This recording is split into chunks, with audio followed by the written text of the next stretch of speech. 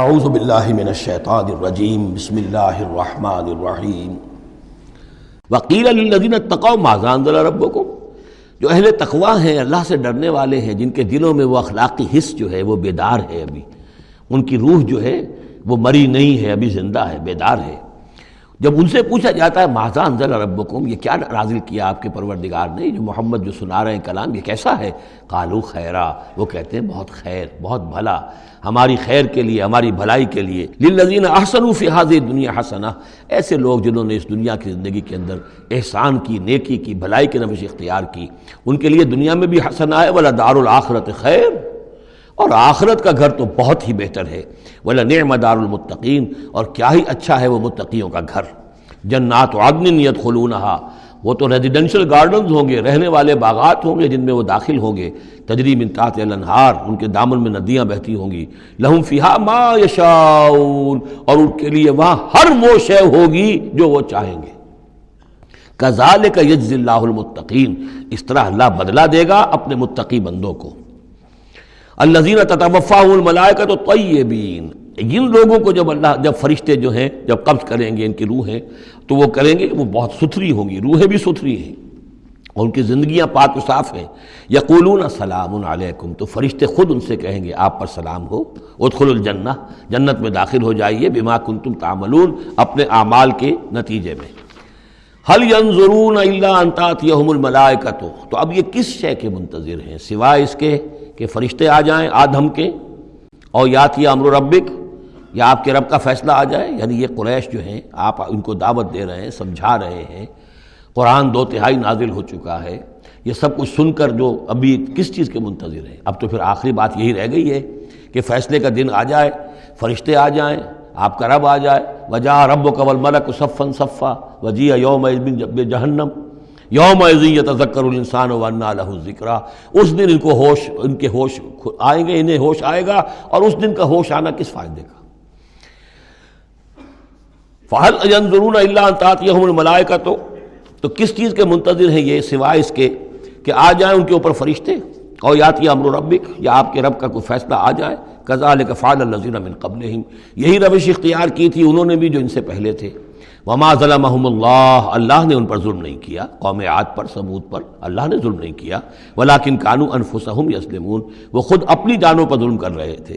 فاصابہم السیئات ما عملوا، پھر ان پر واقع ہو کر رہیں وہ ساری برائیاں جو ان کے عمل کی تھیں، یعنی جو بھی انہیں بری سزا ملنی ہے وہ پاداش ہے ان کے برے اعمال کی۔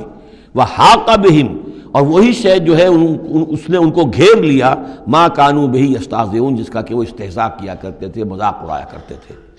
وقال الذین اشرکوا لو شاء اللہ ما عبدنا من دونہ من شیء، اور کہتے ہیں یہ مشرک لوگ اگر اللہ چاہتا تو ہم اللہ کے سوا کسی کی پوجا نہ کرتے۔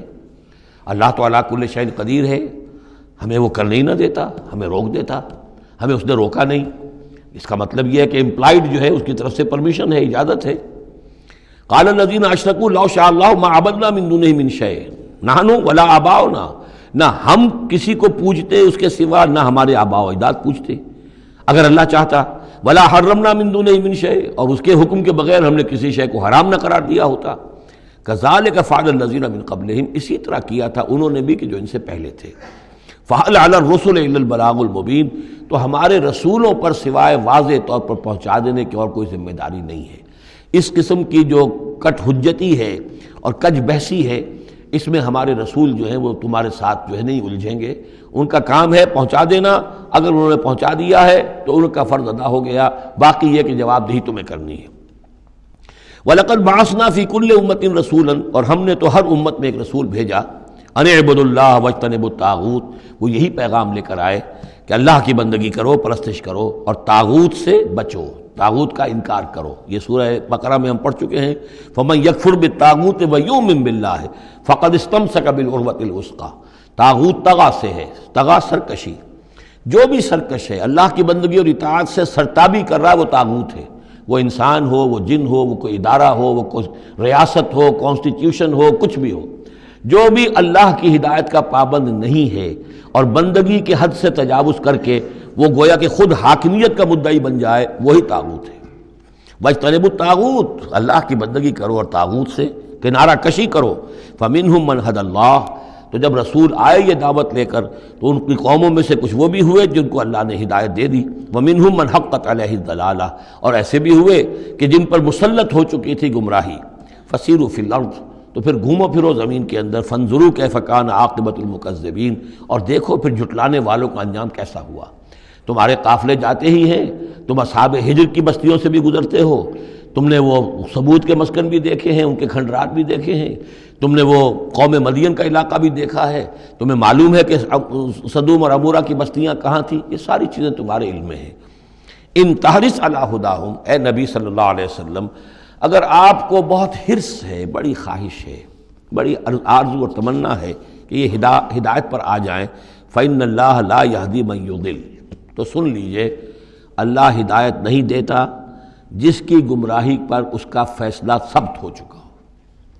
نہیں، اللہ کا ایک قانون ہے، اس نے ہدایت منکشف کی، ایک آدمی پر ہدایت منکشف ہو گئی، اس نے رد کر دی، اللہ نے پھر اور موقع دیا، پھر اور موقع دیا، ایک وقت آ کر پھر اللہ تعالیٰ اب اس کی توفیق سلب کر لیتا ہے، اب وہ حق کو پہچان ہی نہیں سکتا، اب اس کی طرف سے مہر تصدیق ثبت ہو چکی ہے۔ اس کے بارے میں تو ختم اللہ علی قلوبہم وعلی سمعہم وعلی ابصارہم غشاوہ۔ اب اے نبی، آپ کتنی ہی خواہش رکھتے ہو، آپ کی کتنی ہی تمنا ہو، کتنی ہی آرزو ہو، کوئی آپ کا کتنا ہی قریبی عزیز ہو، آپ کو کتنی ہی اس کے بارے میں خواہش ہو، لیکن یہ کہ یہ اللہ کا فیصلہ ہے۔ جیسا کہ میں نے عرض کیا، ایک جگہ پر تو کھل کر کہا گیا انک لا تہدی من احببت ولکن اللہ یہدی من یشاء، آپ ہدایت نہیں دے سکتے جسے چاہیں، اللہ جس کو چاہے ہدایت دے سکتا ہے۔ آپ اپنی سی کوشش کیجئے، اپنا فرض ادا کیجئے اور بس۔ ان تحرص علی ہداہم فإن اللہ لا یہدی من یضل، جس کی ضلالت کا فیصلہ اللہ کی طرف سے ہو چکا پختہ، اب اللہ اسے ہدایت نہیں دے گا۔ وما لہم من ناصرین، اور ان کے لیے نہیں ہوں گے کوئی بھی مددگار۔ وَأَقْسَمُوا بِاللَّهِ جَهْدَ أَيْمَانِهِمْ، اور وہ اللہ کی قسمیں کھا کھا کر کہتے ہیں امکانی حد تک، لا یبعث اللہ من یموت، اللہ ہرگز نہیں دوبارہ اٹھائے گا اس کو جو مر جائے گا۔ میں نے آپ کو بتایا تھا کہ اکثر و بیشتر تو ان لوگوں کا قول یہ تھا کہ مرنے کے بعد اٹھیں گے اللہ کے ہاں، لیکن اللہ کے ہاں ہمارے سفارشی ہیں، وہ ہمیں چھڑا لیں گے۔ لیکن ایک طبقہ وہاں بھی موجود تھا ایسا کہ جو بعث بعد الموت کا سرے سے منکر تھا، اس کا ذکر پہلے بھی آ چکا ہے، اب پھر آ رہا ہے۔ یہ کہتے تھے لا یبعث اللہ من یموت، نہیں اللہ اٹھائے گا، جو مر گیا مر گیا، گیا ختم ہوا، زندگی یہی ہے، ان ہی الا حیاتنا الدنیا نموت ونحیا وما نحن بمبعوثین۔ بلا، کیوں نہیں، وعدن علیہ حقاً، یہ وعدہ ہے اس کے ذمے، قائم ہے، پختہ ہے، اللہ یقیناً تمہیں جمع کرے گا۔ ولیکن اکثر الناس لا یعلمون، لیکن اکثر لوگ علم نہیں رکھتے۔ لیبین لہم الذی یختلفون فیہ، وہ جمع کرے گا، اٹھائے گا تاکہ واضح کر دے وہ تمام چیزیں جن میں وہ اختلاف کرتے رہے تھے۔ ولیعلم الذین کفروا انہم کانوا کاذبین، اور تاکہ پوری طرح جان لے یہ کافر کہ واقعی وہی جھوٹے تھے، جب انہوں نے جھٹلایا تھا نبیوں کو تو حقیقت میں جھوٹے وہ خود تھے۔ صدق اللہ العظیم۔